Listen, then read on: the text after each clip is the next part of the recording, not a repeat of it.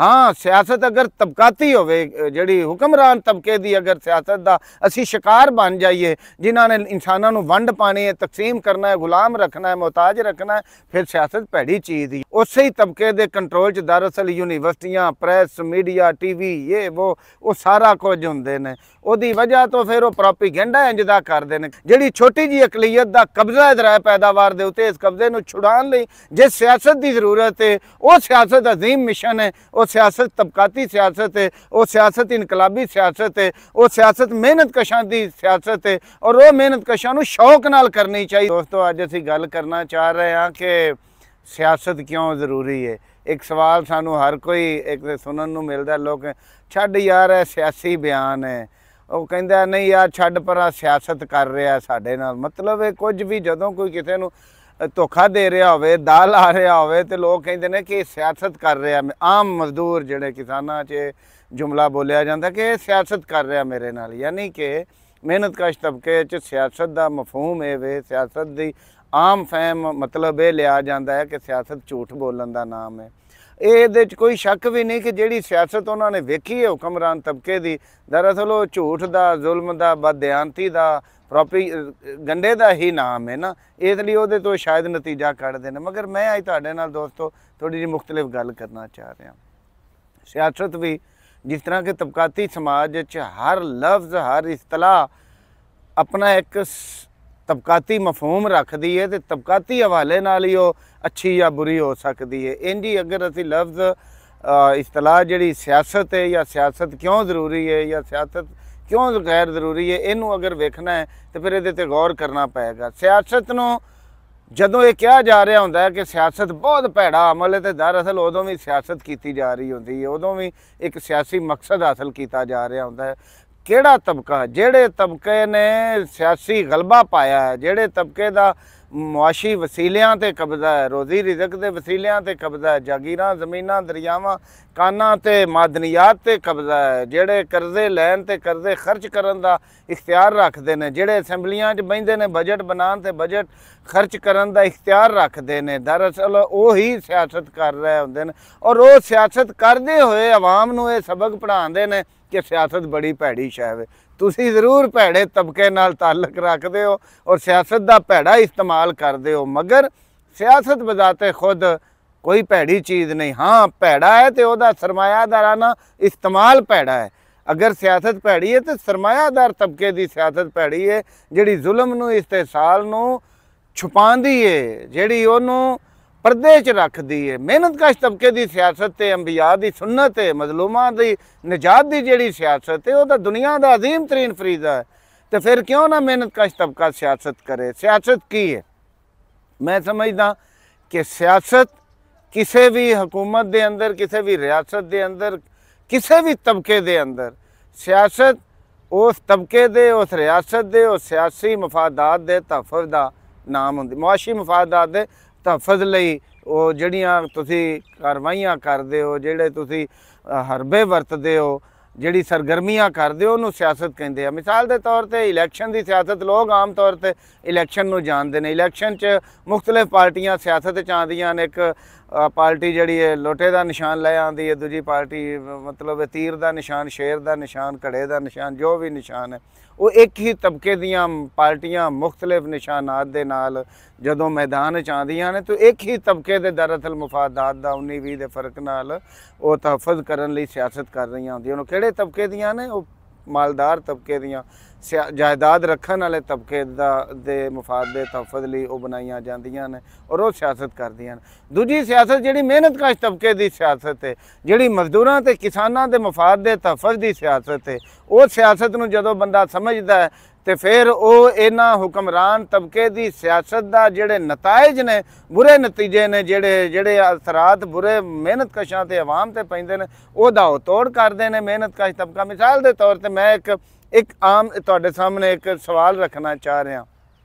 कि अजकल लाहौर शहर समेत पूरे पंजाब के अंदर इंक्रोचमेंट के खिलाफ एक पूरी मुहिम चली है कि तजावजात का खात्मा फिल फौर किया जाए। कोई 100 साल तो भी अगर किसी घर च बैठा है तो वो घर को गिरान लग्या ढाण लग्या एक चुटकी लगती तो ढा के मलिया मेट करके अगले राह पेंदे ने। रेहड़ी वाला मेन तो आ जाए वो रेहड़ी चुक के राह पेंदे ने। ये वो कहते हैं जी कानून की अमलदारी हो रही है। अच्छा मैनू ये दसो जनाबे अली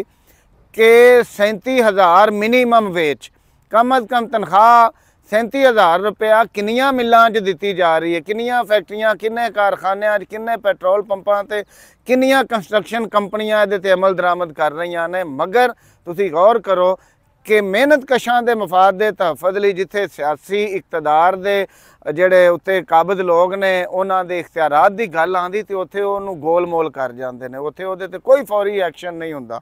तुसी घर ढाण लगे तो 1 मिनट ला दो, लेकिन 37,000 तनख्वाह मिनीमम वेज जिहड़ी है या दीगर लेबर लाज जिहड़े ने फैक्ट्रियां दे अंदर क्यों अज तक उन्हां ते इंप्लीमेंटेशन नहीं हो रही? ये एक सियासत है मैं समझना, ये सियासी सवाल है मैं समझना। मेहनत कश तबके नूं समझना पेगा कि जे मैं मिनीमम वेज ते मेहनत कशां ने अमल दरामद करवाना है, जे उन्होंने सोशल सिक्योरिटी चाहिए है, जे उन्होंने ग्रैजुएटी चाहिए है, जे उन्होंने डबल ओवर टाइम चाहिए, जे उन्होंने सालाना छुट्टियां चाहिए ने, जे उन्होंने मुनाफे 5% हिस्सा चाहिए है, जे उन्होंने बच्चों का तालीमी स्कॉलरशिप चाहिए है, जे उन्होंने लेबर कॉलोनियां और रिहायशी सोसाइटियां चाहिए ने, जे उन्होंने सस्ते रेट ते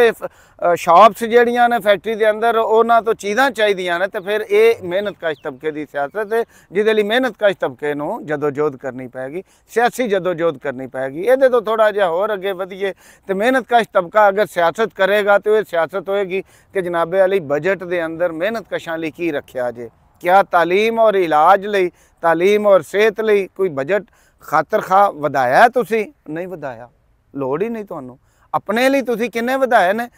सैकड़ों गुना अपनियां तनख्वाहां और दीगर अखराजात जिहड़े ने वो तुसी उहदे लई अपना बजट वधवा लैंदे हो। मैं वापस अपने सवाल ते आवां तो सियासत जिहड़ा तबके दे हत्थ च, सियासत एक हथियार दा नाम है।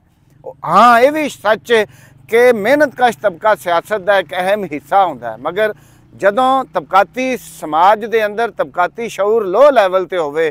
तबकाती शऊर अजे मेहनत कशां दी रसाई च ना होवे, तो फिर मेहनत कश तबके अपना सियासी भार जिहड़ा अपने दुश्मनां दे पलड़े च पाते हैं, कारखानादारां दे पलड़े च पाते हैं, हुक्मरान तबके दियां जमातां दे पलड़े च पा देंदे ने, उहदे लई कुर्बानियां भी देंदे ने, उहदे लई सज़ावां भी कट्टदे ने, जेलां भी भरदे ने, मगर उन्हां दे अपने तबकाती मफादात दा जिहड़ा है उहदे उत्ते कोई बेहतरी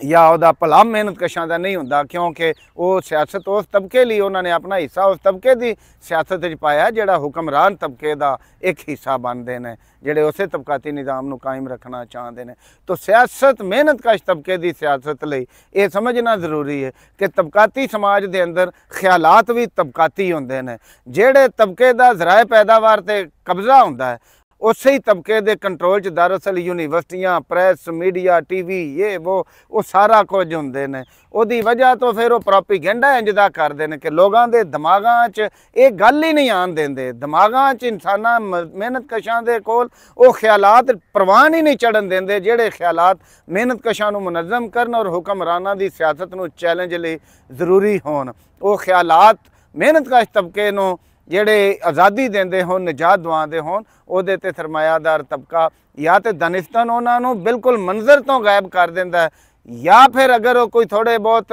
मेहनत कश उन्होंने सीख लैन तो फिर उन्होंने आहनी हथों निबड़िया जाता है, सज़ावां दित्तियां जांदियां ने कि इन्हों कंट्रोल किया जाए। मैं पता नहीं इंसाफ कर सकिया कि नहीं जाता जाता अज असी रस्ते च ही बस रुके थे कि अज सियासी सवाल की गल करिए दोस्तों, तो मैं समझना कि मेहनत कश तबके अगर अपने मफादात का तहफ़्फ़ुज़ करना है तो फिर अपनी सियासत आप करनी पैगी। सियासी सवाल नूं समझना पेगा कि सियासत बुरी शै नहीं, हाँ सियासत अगर तबकाती होवे जिहड़ी हुक्मरान तबके की अगर सियासत का असी शिकार बन जाइए जिन्हों ने इंसानों नूं वंड पानी है, तकसीम करना है, गुलाम रखना है, मोहताज रखना है, फिर सियासत भैड़ी चीज़ ही है। लेकिन जे तुसी मेहनत कश तबके की निजात लई जदोजहद करते हो सियासत करोगे, जे तुसी लोगों नूं ये दसोगे कि सारे इंसान फितरी तौर पर बराबर ने और तमाम इंसानों का कुदरत के वसीलियां इक्को जिहा हक है, जिहड़ी छोटी जी अकलीयत का कब्जा ज़राए पैदावार दे उत्ते इस कब्जे नूं छुड़ाउण लई जिस सियासत की जरूरत है वो सियासत अजीम मिशन है, वो सियासत तबकाती सियासत है, वो सियासत इनकलाबी सियासत है, वो सियासत मेहनत कशां की सियासत है। और वो मेहनत कशां नूं शौक नाल करनी चाहिए, समझ के करनी चाहिए कि नतीजा होया कि सियासत भैड़ी शै नहीं। जिवें तुसीं एक बस ते बहिंदे हो तो उस बस च तुसीं बच्चों नूं यूनीवर्सिटी भी पहुँचा सकते हो, तो उस बस नूं फड़ के कोई डकैतां नूं भी तुसीं अगे पिछे लैके जा सकते हो। मगर वो बस का कसूर नहीं हैगा, कसूर है उहदे उत्ते चाबी किहदे हत्थ च, ड्राइवर कौन है और उन्होंने किस मकसद लिए वरत्या जा सकता। लिहाजा सियासत नूं भी इंज ही समझिया जाए कि सियासत सफ़ेद या सुरख या स्याह अपने माखज़ के अंदर नहीं होंदी, बल्कि जिहड़ा तबका उन्होंने अपनाता है उस तबके की सियासत जिहड़ी वो रंग इख्तियार कर लैंदी है। अगर हुक्मरान तबका सियासत करेगा तो वह स्याह सियासत होएगी, ब्लैक पॉलिटिक्स होएगी। वो इंसानां दे मफादात नूं, वो इंसानां दीयां जिंदगियां और जानां नाल खेडण वाली, उन्हां दे उत्ते जुल्म करन वाली सियासत होएगी। लेकिन